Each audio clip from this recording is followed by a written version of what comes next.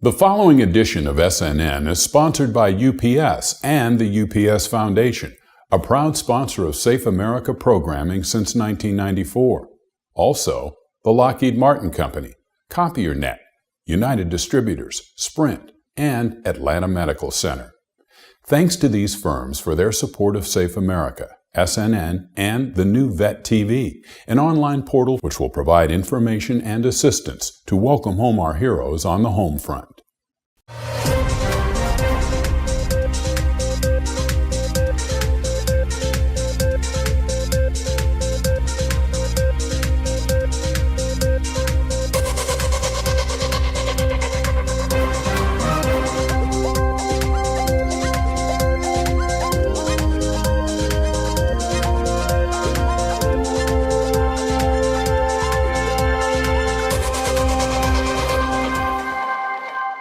Hello, I'm Len Pagano.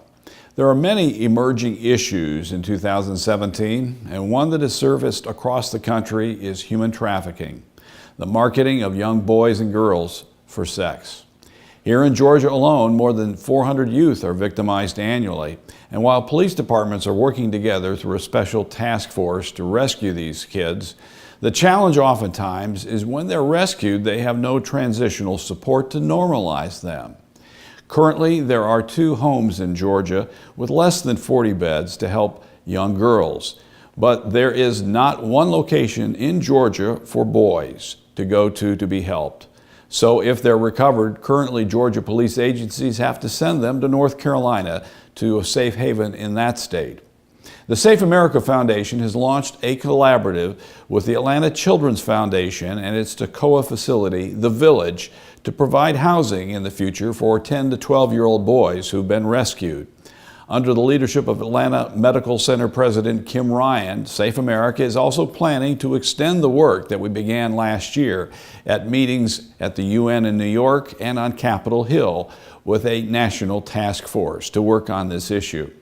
We are also looking at other facilities in the state to see if we can add more beds to provide more shelter for young boys and girls who've been victim of human trafficking. And as far as their age, unfortunately, they're as young as 6 years old. In each case, many of these young people are not really aware that they have been victimized, and so it takes over 90 days to transfer them to understand that in fact they have been victimized. This issue has already resulted in new alliances being formed to address this. For example, SafeAmerica has signed a collaborative agreement with the Atlanta Children's Foundation to address this issue. Its president, Robert Willis, toured the village in Toccoa just in the last week and has offered the use of an existing cabin there to provide shelter for young boys who have been victimized. Another partnership is being formed with the Clayton County Police Department and helping focus on eliminating human trafficking, plus the threat from organized gangs that have infiltrated the area. Another aspect to this is developing a program called CARE, which will be expanded in 2017 with a goal of reaching over 1,000 youth who are preschool age. Thanks to Clayton County Police Chief Mike Register and his staff, SafeAmerica will use its Safe Communities Task Force to mobilize other nonprofits, PTA chapters, and churches. For example, the Episcopal Diocese of Atlanta has been invited to pilot an initial program with SafeAmerica, while the Allstate Foundation has offered its assistance to help with a new teen program called In Good Hands. The goal of this program will be to have teenagers become mentors of younger children to help keep them from admiring gangs and seeking to join them when they get older. SafeAmerica will also work to popularize anti-trafficking and anti-gang initiatives under a campaign that we're planning to go public this spring called Let's Rock Atlanta and Help Kids Care.